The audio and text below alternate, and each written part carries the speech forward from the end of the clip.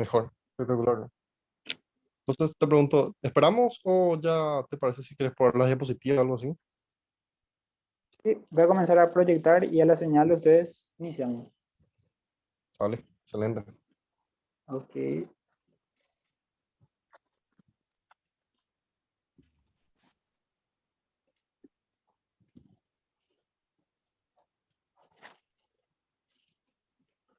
Se ve bien, y la verdad que sí también se te escucha.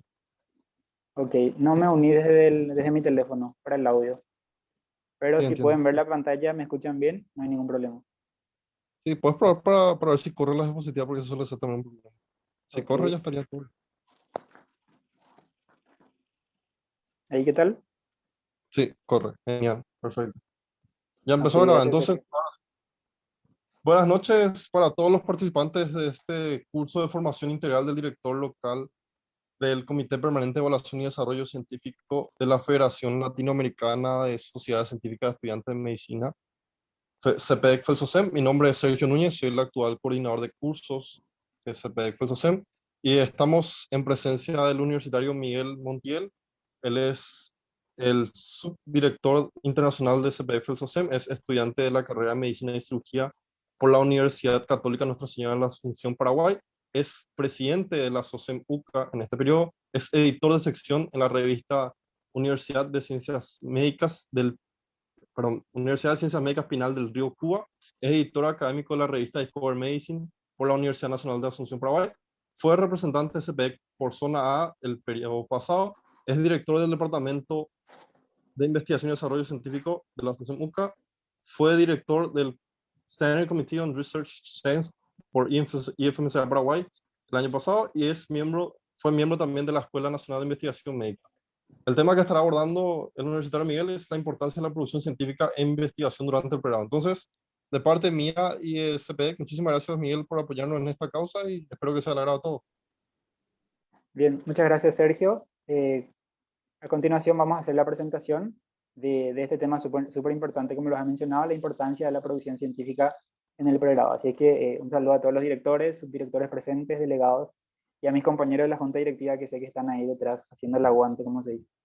Bien, ¿qué vamos a tratar el día de hoy? Nuestra tabla de contenido, en primer lugar vamos a ver algunas generalidades y aspectos esenciales. Posteriormente vamos a hablar acerca de la investigación en medicina como tal y la situación en la actualidad, ya para luego comenzar a hablar de la investigación en el pregrado. Les voy a comentar algunas cosas acerca de cómo iniciar, de cuándo exactamente es recomendable iniciar, si necesitamos iniciativa propia, y también el tema tabú en nuestra carrera de medicina, que no tenemos tiempo para determinadas actividades. Entonces nos vamos a preguntar si existe un tiempo real para poder investigar.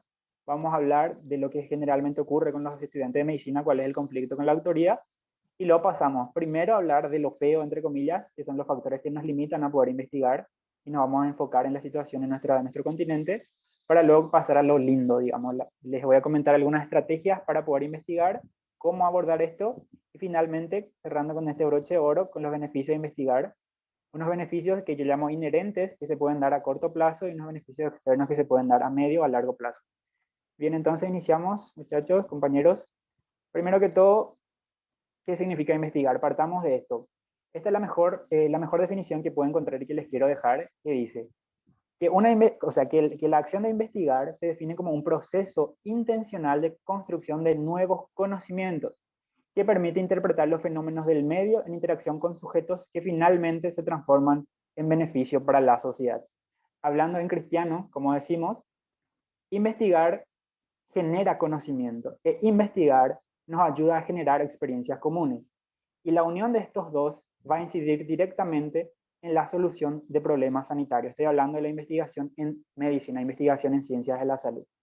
Y el hecho de poder solucionar estos problemas sanitarios nos ayuda a todos, nosotros, futuros profesionales de la salud, o cualquier profesional del área de ciencias de la salud, a poder tomar decisiones mejor fundamentadas con base a estos estudios para poder, digamos, finalmente garantizar una mejor calidad de vida a nuestros pacientes. Les pongo un ejemplo rápido para resumir esto. ¿Qué significa investigar? Vamos a aplicarlo a lo que pasa hoy día en el área del COVID, de la generación de las vacunas. Yo, investigador, trabajo en la generación de estas vacunas contra el SARS-CoV-2 o coronavirus, trabajo en ello, genero experiencias, entiéndase efectos adversos, de qué puede beneficiar, el porcentaje de eficacia, etcétera, y a partir de ello llegamos a esto, a la solución de problemas sanitarios. En este caso vamos a estar solucionando una pandemia que ha generado muchísimas muertes ya alrededor del mundo, y tras esto, una vez que se inmunice a la población, vamos a poder mejorar la calidad de vida de ese paciente, de esa persona. Entonces, investigar en medicina significa esto. Ok, para iniciar, quiero dejarle esta frase de Nikola Tesla que nos dice que el científico no tiene por objeto un resultado inmediato. Ustedes sabrán que a lo largo de la carrera nosotros estudiamos, vemos por ejemplo que un científico descubre una acción, por ejemplo el funcionamiento de un órgano o de un tejido, una célula en particular, y muchísimos años después, gracias a ese descubrimiento inicial que hizo ese médico, se pudo lograr otros conocimientos o otros descubrimientos. Entonces, el científico, según Tesla, no espera que sus ideas avanzadas sean fácilmente aceptadas, sino que su deber es sentar esas bases para aquellos que están por venir y, como les dije, poder señalar el camino. Entonces, vamos ahora a hablar acerca de la investigación en medicina y cuál es la situación en la actualidad. Preguntémonos primero cuáles son los beneficios de la investigación en medicina. Y ya sabemos que los beneficios en la sociedad o para la sociedad se dan de muchísimas formas y a través de múltiples vías interconectadas.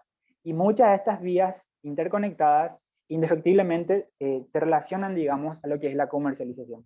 A ver, por ejemplo, investigación en medicina significa, hablando, o sea, dando unos ejemplos, por ejemplo, el ensayo y la comercialización de un fármaco, de una vacuna, poder generar un dispositivo médico o un equipamiento sanitario. Esto que yo investigo hoy como investigador o como científico le va a ayudar a cualquier profesional de la salud a poder realizar un diagnóstico médico a un paciente y poder generar o poder tratar de una mejor forma a ese paciente. ¿Para qué? Finalmente, para lo que le dije en la diapositiva antes, mejorar la calidad de vida de ese paciente. Entonces, la preocupación que hay hoy en día en el área de la medicina, en el área de la investigación en medicina, es que a nivel mundial se está dando una disminución de los denominados médicos investigadores. Y ahora vamos a ver, según unos estudios, por qué se está dando esto. A ver, ¿qué ocurre durante el periodo de formación de profesionales médicos? Vamos a ver qué pasa durante la carrera, qué pasa en el momento en que debe especializarse y a qué conlleva esto.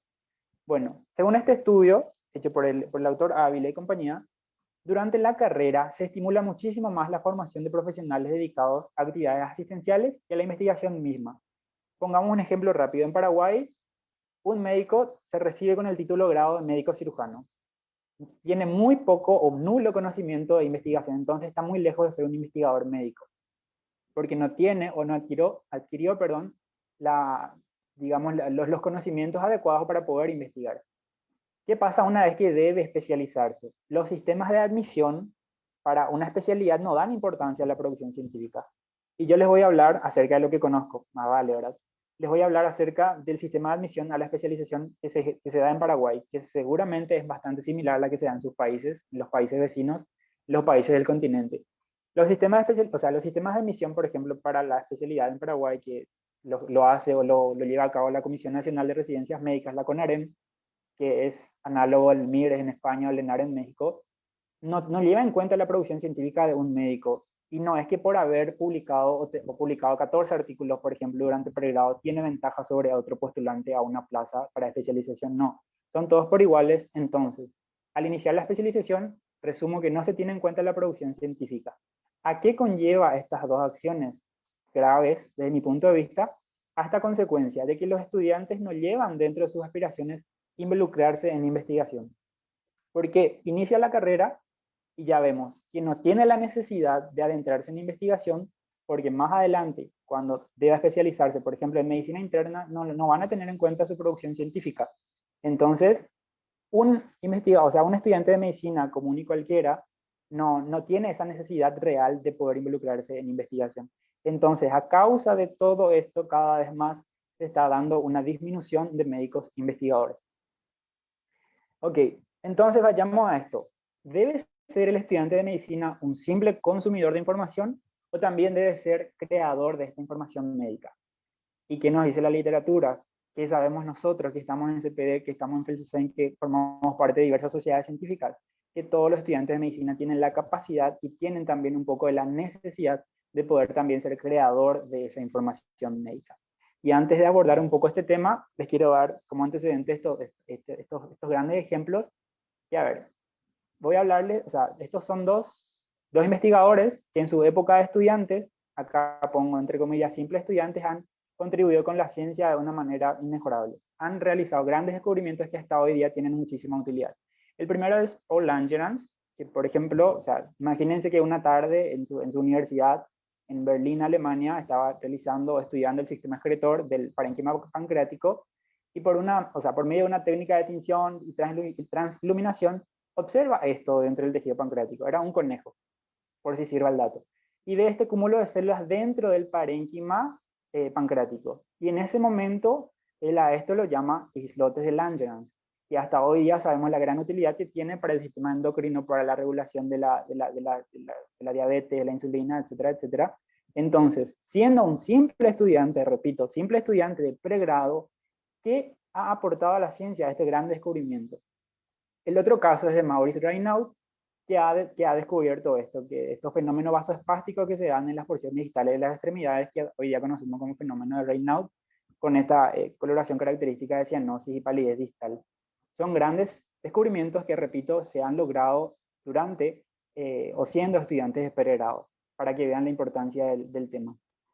Entonces, adentrándonos un poco en este tema, la investigación del pregrado, ahora nos preguntamos, ¿es el estudiante de medicina un investigador en potencia? Y chicos, definitivamente sí. Y no solo en potencia, no es que de acá a unos años el estudiante de medicina va a ser un investigador. No, todos nosotros, quienes se encuentran en esta sala, me incluyo, somos investigadores desde que iniciamos la carrera de medicina. Y se preguntarán por qué. Porque el simple hecho de, por ejemplo, estar leyendo un libro sobre una determinada patología, nos surge una duda. En ese momento nosotros comenzamos a indagar acerca de ese tema, acerca de esa duda, perdón. Recopilamos datos, buscamos información, plasmamos ideas, plasmamos con nuestras palabras, resumimos, etcétera, y finalmente llegamos a un resultado. O sea, nos respondemos a la pregunta o a la duda inicial que teníamos hace rato. Ese proceso, ese conjunto de acciones que acabamos de hacer, cumple con los requisitos fundamentales del proceso de investigación científica. Entonces, cada día nosotros a lo largo de la carrera hacemos investigación, cumplimos con ese requisito fundamental de poder iniciar a investigar con una duda, con una pregunta, tratar de resolverlo buscando, indagando información y finalmente resolviendo esa pregunta. ¿Y qué pasa si en el momento en que descubrimos, que resolvemos esa duda que teníamos, lo compartimos con la información, lo compartimos, perdón, con los compañeros de curso? Eso es divulgación de información, que también forma parte de un proceso de investigación científica. Sabemos que una vez que yo termino un artículo original, lo publico. Eso es divulgación científica.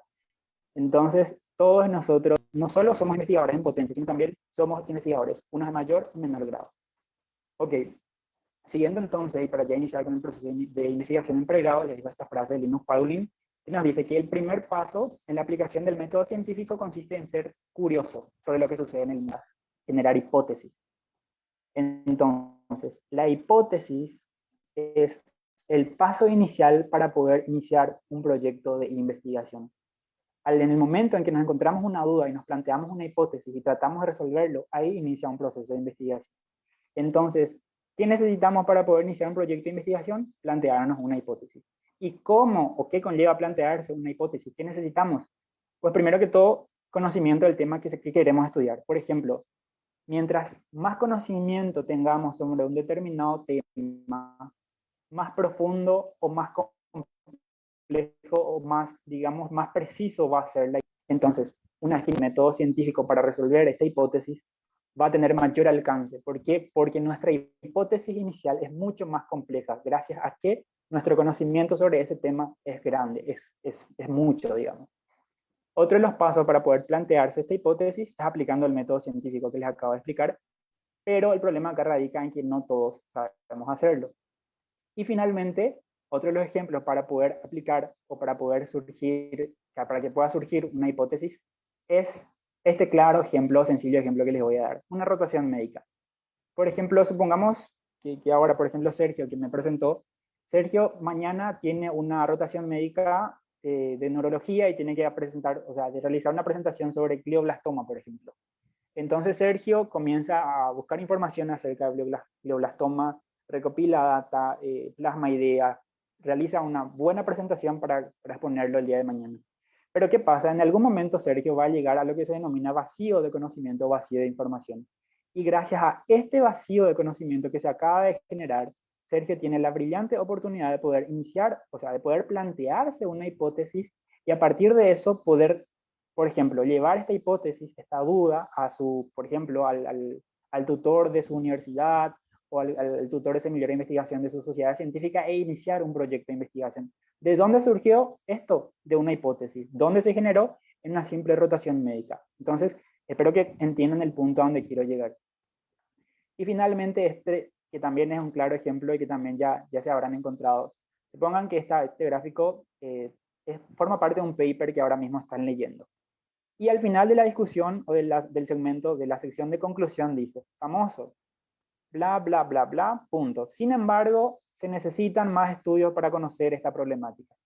Algunos, o sea, todos ya habremos encontrado esto en los artículos, en libros que hayamos consultado. Entonces, esto que nos diga, que el autor nos diga que se necesitan más estudios, también da una oportunidad o abre las puertas para que se pueda generar una hipótesis y para que se pueda iniciar un proyecto de investigación. Entonces, ¿cómo nosotros podemos iniciar un proyecto de investigación en el pregrado? Generando hipótesis a través de estas diferentes vías. Ok, siguiendo con el tema, hablando un poco más de hipótesis. El problema acá radica en que todos saben qué significa una hipótesis, porque repito acá, les mostré todo muy bien, todo muy lindo, tenemos hipótesis, nos planteamos, vamos a iniciar un proyecto de investigación, etcétera, etcétera, pero todos sabemos qué significa una hipótesis. Ok, basémonos en este estudio de Power y compañía, que aplicaron una encuesta a residentes de un hospital de tercer nivel en un determinado país.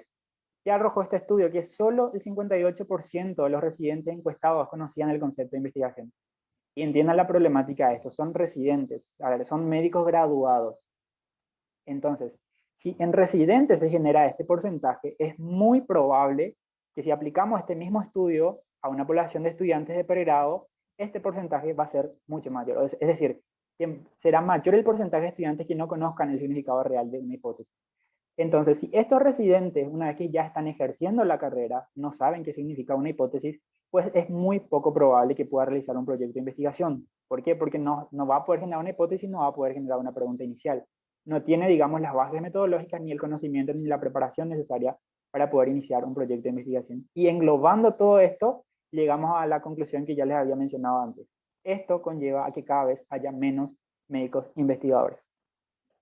Ok, la pregunta importante acá, ¿cuándo iniciarse en investigación?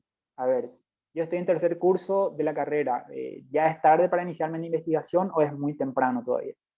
Vamos a basarnos en este estudio de Romanov que ha analizado esto. Si es importante realizar o iniciarse en investigación al inicio de la carrera o al finalizar la carrera. Quiero que atiendan bien. A ver, al inicio de la carrera, en la mayoría de los programas de medicina de nuestras universidades, sabemos que al inicio, por ejemplo, en el primer y segundo semestre se dictan estas asignaturas, epidemiología, metodología de la investigación, bioestadística, etcétera, en los primeros semestres.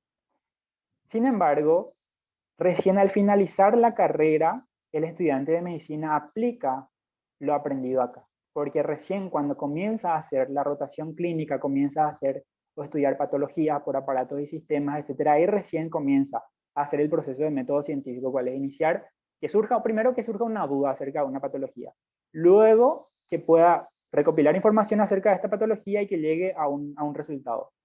¿Qué pasa acá? En los primeros semestres un estudiante normalmente lleva la carrera lleva materia de histología, biología, anatomía, y en este proceso, en estos años, es muy poco probable que surjan dudas, que surjan hipótesis que le lleve al estudiante de medicina a aplicar el método científico. Espero que me haga entender. Entonces, según este estudio que aplicó Romanov y compañía, hizo una encuesta sobre el uso de recursos electrónicos de información científica en estudiantes de medicina. Vamos a basarnos en esto. Y encontró esto. Esta es la proporción de estudiantes de medicina que utilizan bases de datos médicas. Y quiero que atiendan acá, en esto es la M relacionada a medicina, esto de odontología. A ver, veamos acá en medicina. Los estudiantes de medicina hacen o acceden a portales médicos, a bases de datos médicos como Scopus, El Cielo, etc. o acceden en mayor cantidad o con mayor frecuencia a medida que avanzan de curso. Miren acá, en este caso, por ejemplo, el uso de base de datos de bases de datos médicas, perdón, durante el primer curso fue del 7.5%, comparando con el sexto curso que ya fue con una frecuencia de 78.4%. Es decir, a medida que va rotando, digamos, en el área de ciencias clínicas, rotando por los diferentes pisos en los hospitales, etcétera, ahí es donde el estudiante tiene mayor probabilidad de iniciar el método científico, de poder generar una hipótesis, de poder investigar propiamente. Entonces, volviendo acá, el estudiante de medicina llevó estos cursos, estas asignaturas al inicio de la carrera, en primer, segundo semestre. No los aplicó por las razones que ya les dije. Entonces, cuando está en quinto año, en un décimo semestre, comienza a aplicar esto que ya lo había recibido, digamos, a inicios de año. O sea, supongamos que ha pasado en promedio 3 años entre que llevó esta clase y entre que lo aplica. Y es muy probable que se haya olvidado, que no tenga el conocimiento, etcétera, etcétera. Entonces, a partir de esto, llegamos a esta conclusión de que es necesario encontrar un punto intermedio en la formación del médico en donde ya se empiecen a utilizar artículos científicos y el estudiante encuentre su utilidad clínica, es decir, cuando está en el área de rotación clínica, así aprovechará al máximo los cursos sobre investigación.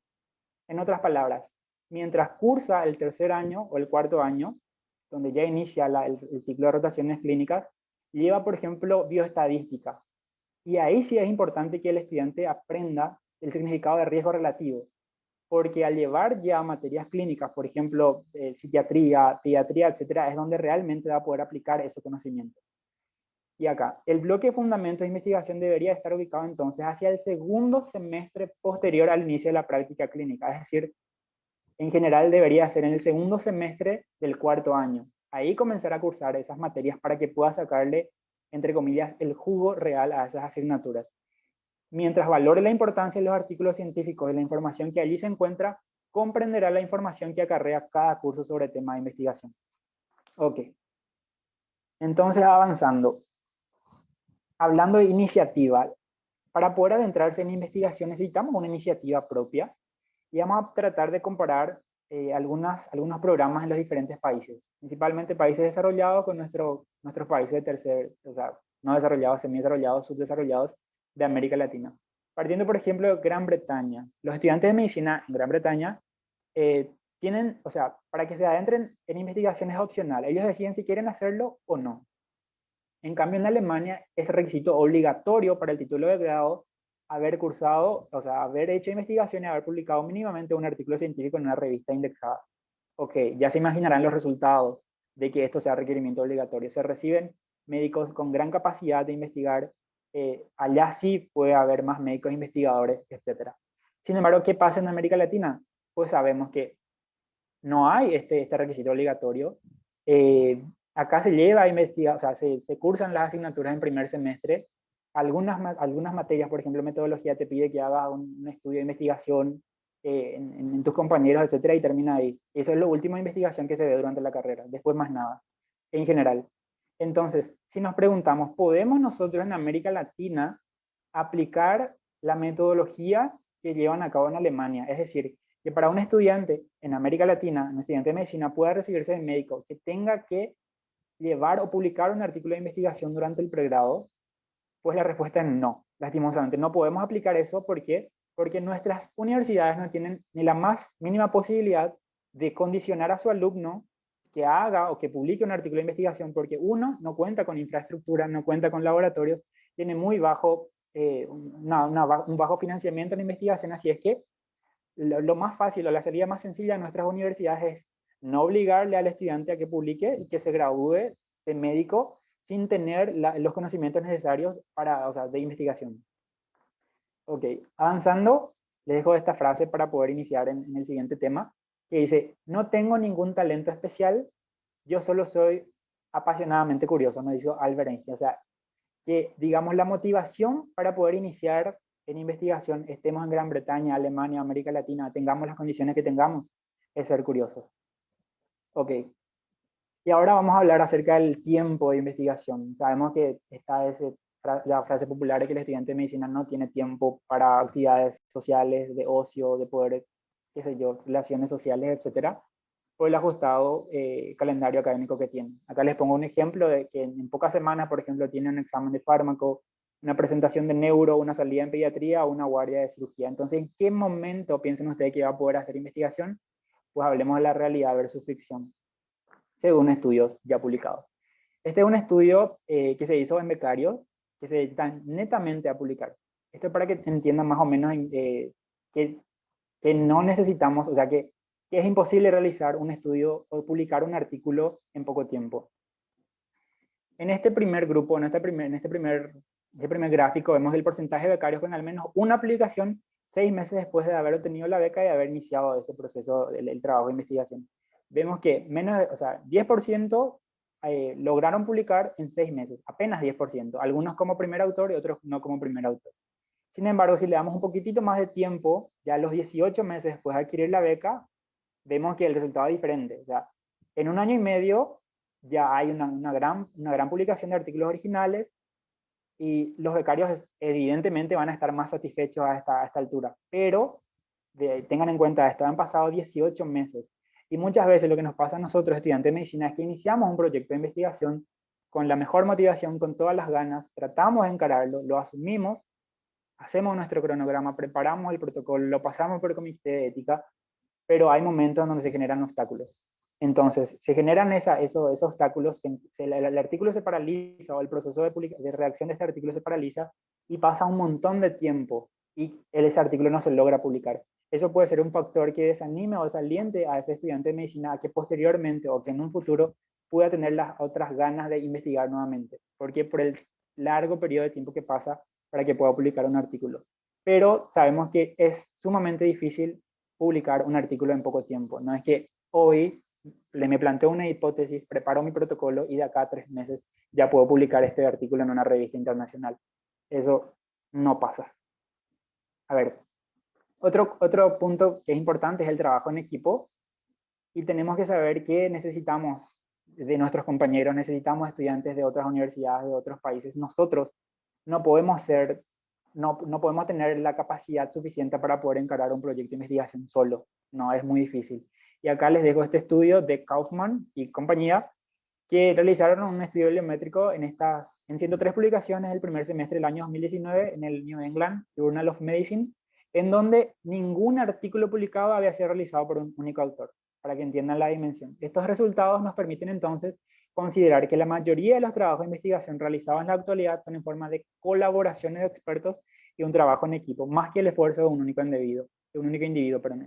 En síntesis, necesitamos compañeros comprometidos, compañeros con las mismas ganas y con la misma responsabilidad para poder iniciar un proyecto de investigación.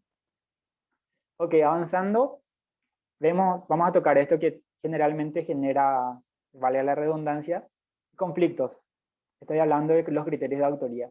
Muchos de nosotros, estudiantes de medicina, integramos grupos de investigación, sean locales, nacionales o internacionales, en donde este trabajo es liderado por otros autores. Y muchas veces, por más que realicemos o activemos mucho en este proceso, en este trabajo, al final no nos tienen en cuenta cuando el artículo va a ser enviado a una revista. Es decir, nuestro nombre no es incluido dentro de los autores al momento de enviar este artículo. Hay ciertos conflictos y lo que pasa en nuestros países, en nuestras universidades, lastimosamente, es lo que se denomina el efecto del toro blanco o el efecto de la vaca sagrada. ¿Qué significa esto? Es cuando, por ejemplo, docentes de nuestras universidades, de los laboratorios, se aprovechan de su situación académicamente superior para que puedan ser incluidos en los trabajos que nosotros organizamos, en donde nosotros trabajamos, nosotros nos esforzamos y en donde ellos no han aportado absolutamente nada. Se aprovechan de porque son jefes de laboratorio, porque son jefes del área o indistintamente, o cualquier otro factor. Entonces, a esto se denomina efecto del toro blanco, que un docente o cualquier persona con un grado, con un rango, con una jerarquía mayor que nosotros se aprovecha de nuestra investigación para ser incluido en este trabajo. Entonces, les dejo estos criterios del Comité Internacional de Editores de Revistas Médicas, que son 4, y sepan bien, llévenlo bien en cuenta para que no les pase el efecto del toro blanco, ni mucho menos queden rezagados de un trabajo de investigación en donde sí han trabajado. Primero que todo, es haber contribuido sustancialmente en la concepción o en el diseño de la investigación. Esto es un criterio de autoría.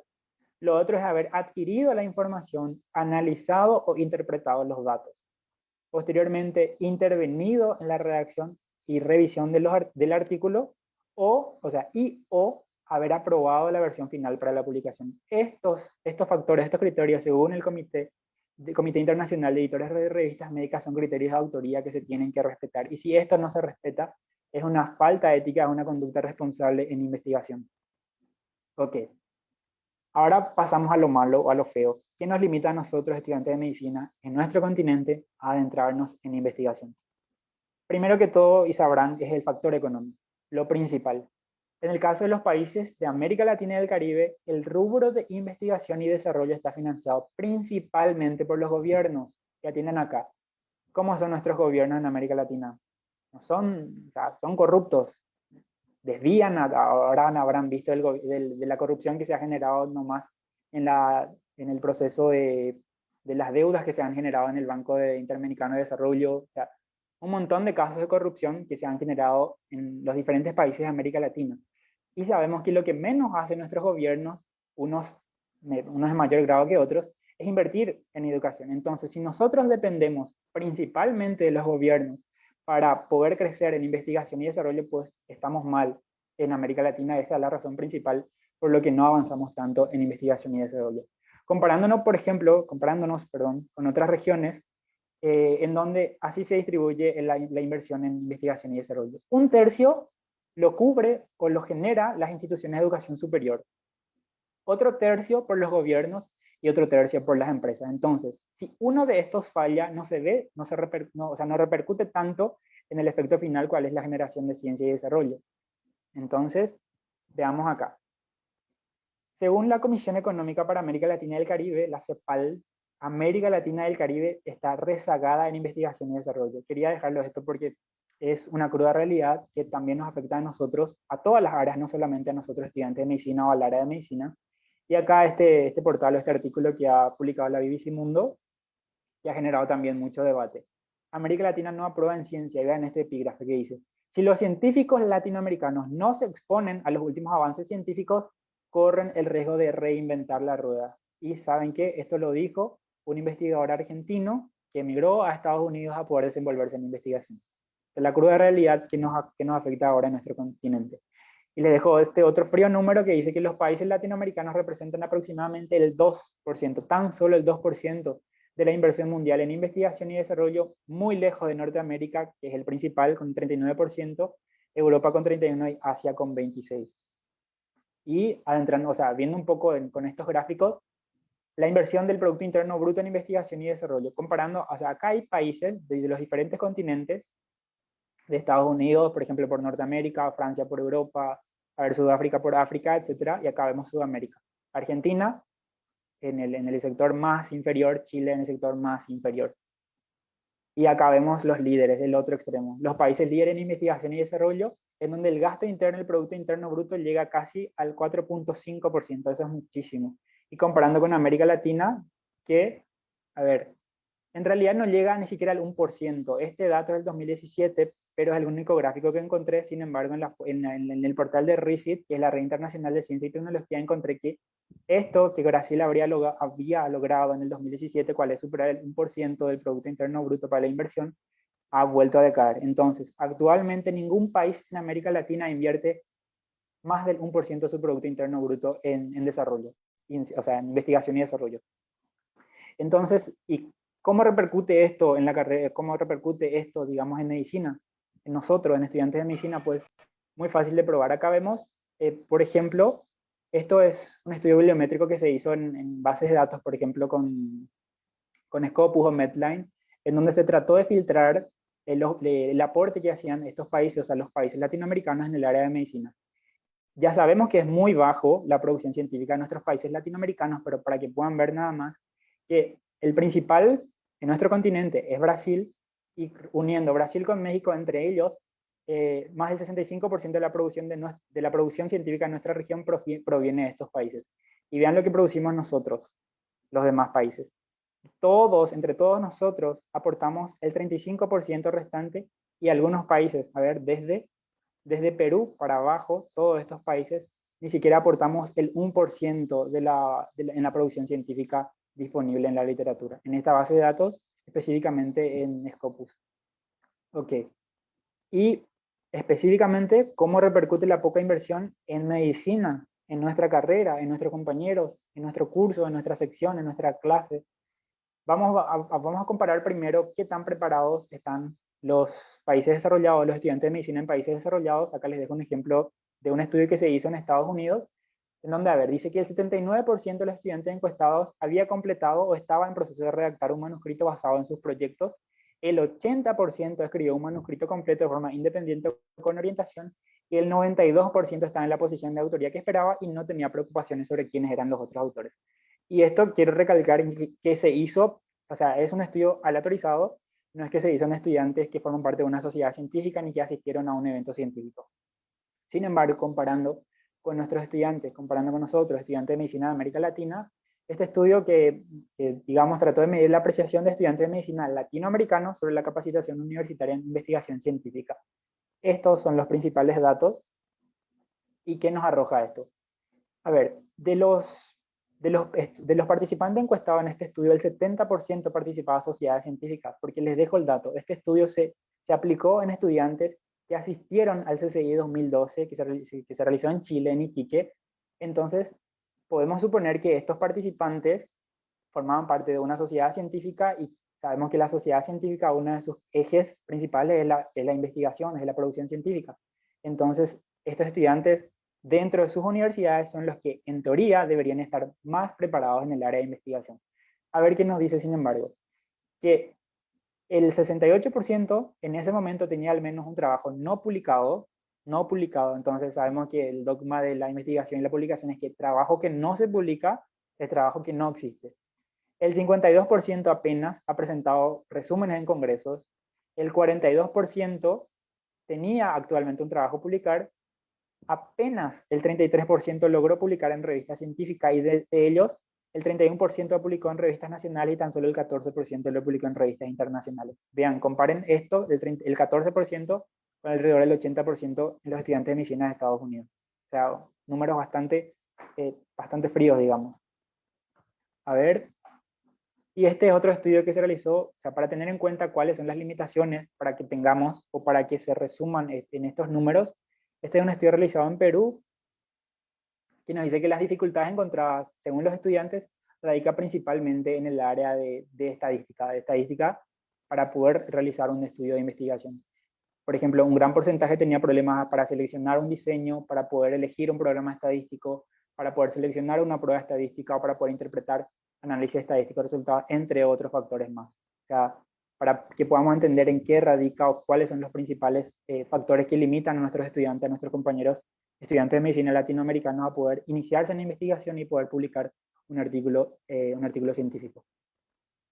Y otro de los factores limitantes es lo que todos sabemos, que muy pocas universidades brindan apoyo a nuestros estudiantes. Nuestras universidades no tienen una infraestructura, no están preparados con laboratorios en donde podamos llevar a cabo proyectos de investigación. Nosotros podemos tener todas las intenciones, podemos tener todas las ganas, podemos tener las hipótesis que le comenté al inicio, pero si nuestra universidad no nos provee herramientas, es muy difícil que podamos hacer investigación. O lo peor de todo es que, aparte de no tener infraestructura, ni siquiera ni siquiera financia nuestros proyectos, porque existe la posibilidad de poder realizar nuestros proyectos de investigación en laboratorios privados o en centros privados, pero ¿quién los financia? Y si la universidad no apoya, nuevamente, es imposible hacer investigación. Y a ver, otros factores limitantes para poder investigar, lastimosamente, que generalmente no existen programas de mentoría en investigación en nuestras universidades, y pocos profesores son los que desean brindar ayuda. Sabemos eso. Y dentro de los profesores que hacen investigación en nuestras universidades, muchos de ellos no invitan a los alumnos a investigar con ellos, porque según ellos no somos productivos o no van a sacar ningún provecho de nosotros. Lo otro es que hay una pobre formación en investigación, o sea, de nuestros investigadores que tengan un pensamiento creativo. Hay una mala estructuración de nuestras mallas curriculares, no tenemos tiempo generalmente para investigar, y también tener en cuenta el nivel de preparación de nuestros docentes. Porque ¿qué pasa? Le doy un ejemplo de algunas universidades en Paraguay. Por ejemplo, los diferentes comités de ética están formados por docentes que no son investigadores. los departamentos de investigación, que son los quienes aprueban y financian los proyectos de los alumnos, no son investigadores. Entonces, si ni siquiera tienen publicaciones científicas, no tienen artículos publicados, ni siquiera en el cielo, ni siquiera en algunas bases de datos de la región, es muy poco probable que puedan transmitir, digamos, las verdaderas ganas de investigar a sus alumnos. ¿Por qué? Porque no están preparados. Nada más ocupan el cargo porque les beneficia, si hablando mal y pronto. Entonces, estos son algunos de los factores o los principales factores limitantes para investigar en América Latina. Y acá, en otro estudio de Percy Maita Tristán, que es un investigador muy conocido del Perú, hizo también una investigación en estudiantes peruanos y según ellos, según estos estudiantes, estas son las limitaciones para publicar. El 25% dice que es por falta de apoyo docente, que no hay incentivo a nivel académico. Hablar de incentivo, por ejemplo, les doy un ejemplo, lo que pasa en algunas universidades en Paraguay, es que, por ejemplo, si yo, estudiante de medicina, realizo un trabajo de investigación en el área de salud mental, y si estoy simultáneamente cursando la cátedra de psiquiatría, la universidad, según sus estatutos, me da la posibilidad de que yo tenga un plus o un porcentaje bonus en esa materia, o sea, en psiquiatría, por haber publicado un artículo de investigación relacionado a salud mental. Entonces, en muchas universidades no existe este incentivo. Otros dicen que es por falta de tiempo, otros dicen que porque tienen problemas para analizar datos, o porque no se encuentran capacitados para redactar, o desconocen el proceso para enviar artículos en una revista, no manejan el inglés para poder publicar en una revista extranjera, no tienen una cultura de publicación, desconocen en qué revistas pueden publicar y que según ellos la calidad de sus estudios no son lo suficientemente importante o de gran importancia para poder publicar. Entonces, esto es lo malo que quería contarles y pasamos ahora a lo bueno, a la estrategia y algunos beneficios de poder investigar en pregrado. A ver, ¿cómo nosotros estudiantes de medicina, simples mortales, como dice el refrán, podemos iniciarnos en investigación y poder publicar siendo estudiantes en pregrado? Pues primero y lo principal es poder adherirse a un grupo de investigación y esto se traduce en formar parte de las sociedades científicas de estudiantes de medicina de nuestras universidades. Esa es la principal vía, el principal mecanismo, porque esas sociedades y la propia federación, en este caso FELTOCEN, con CPE, con la coordinación de cursos, de proyectos multicéntricos, etcétera, son quienes nos dan las herramientas para poder iniciar un proyecto de investigación. Entonces, lo principal es poder adherirse a un grupo de investigación. Y a ver, les dejo este estudio que también se realizó en Perú, en facultades de medicina, en donde trataron de, digamos, comparar el nivel de conocimiento y nivel de actitud en investigación en dos poblaciones de estudiantes. Estudiantes de medicina general y estudiantes que formaban parte de grupos de investigación. Y evidentemente tenían mayor nivel de conocimiento y mayor nivel de actitud aquellos estudiantes que formaban parte de grupos de investigación. Es decir, son ellos quienes tienen mayores probabilidades de poder publicar un artículo de investigación. Otra de las estrategias son asistir inicialmente a eventos científicos. Desde mi experiencia les digo que yo me adentré a esto, o sea, al área de la investigación, en el CCI de Paraguay 2017, estando en el primer año, me hice loco, entre comillas, y formé parte del comité científico del CCI, en donde tenía que presentar a los participantes, asistir a los jurados, etcétera, y pude ver las presentaciones y desde ahí, digamos, pudo ir naciendo esta motivación para investigar. Entonces, una estrategia es poder asistir a estos eventos científicos, ya sean congresos locales, nacionales, internacionales, jornadas, talleres, seminarios, etcétera. Otra estrategia es poder realizar cursos.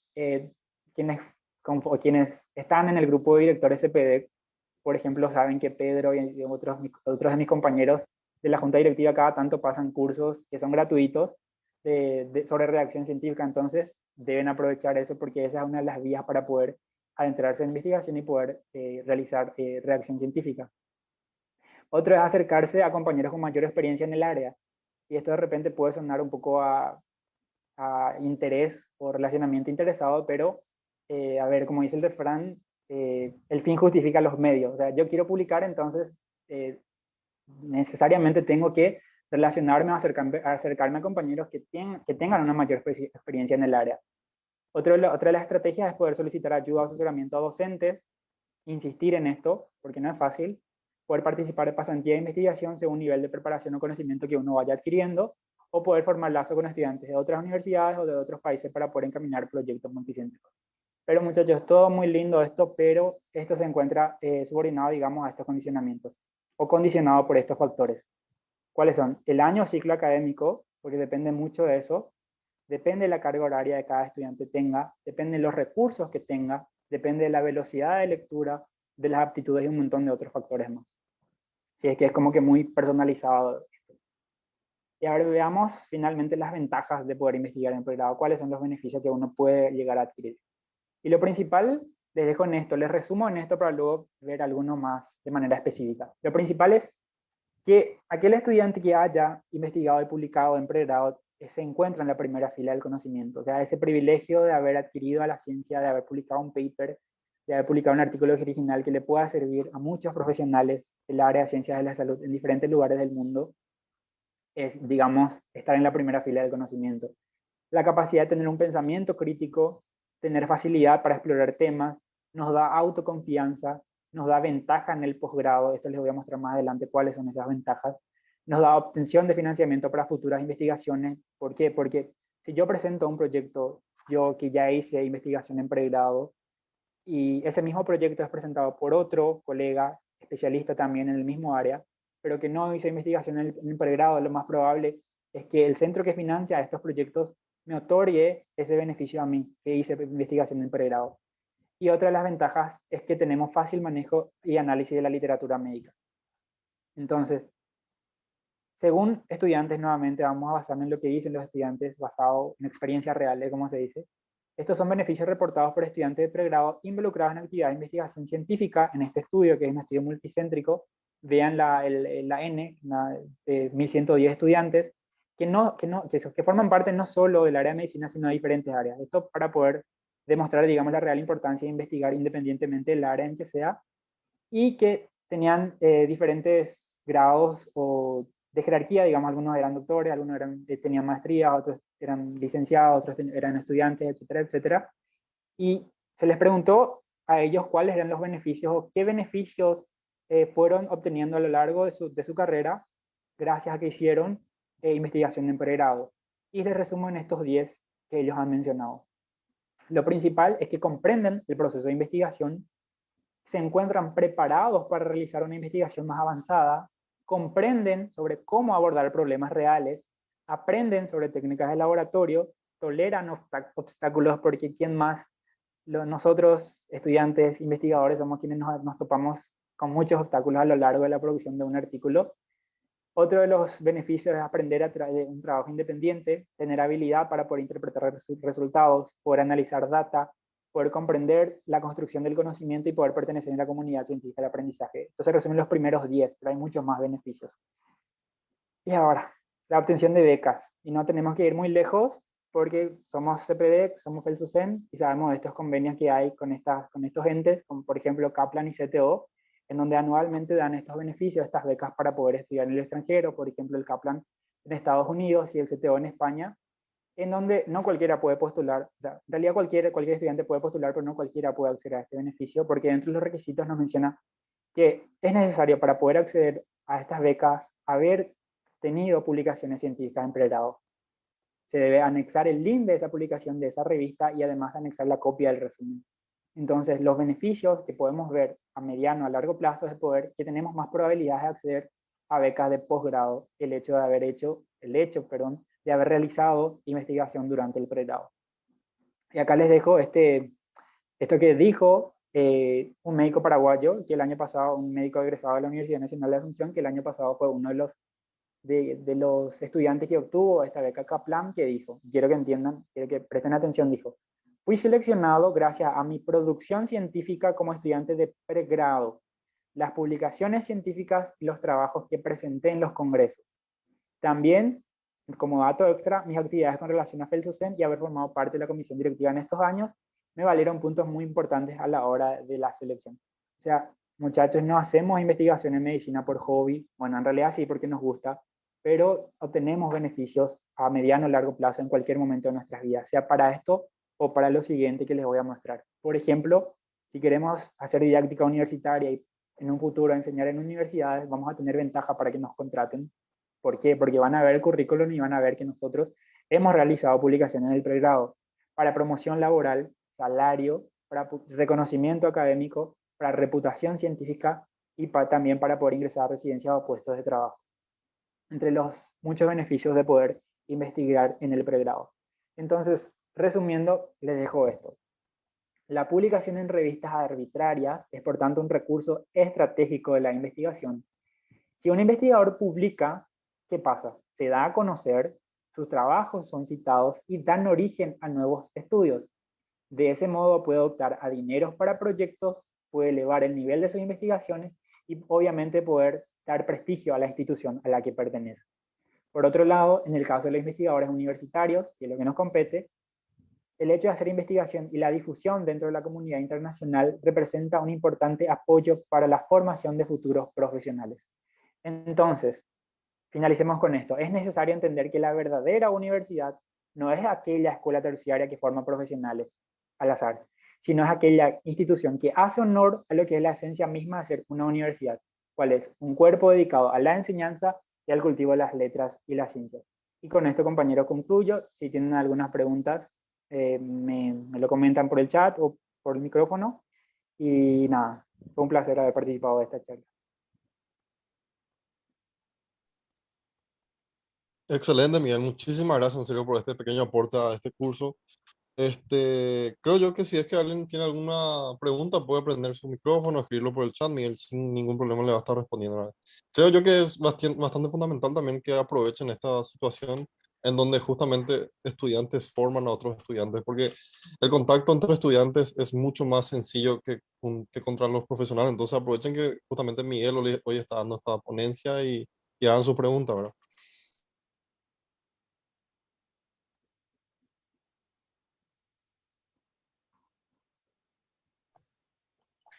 Bueno, Hay, yo hay tengo que una llevar algunas pregunta, preguntas. si, Sí, perdón, perdón. si nos podrían compartir su presentación o si queda grabado. Creo que Sergio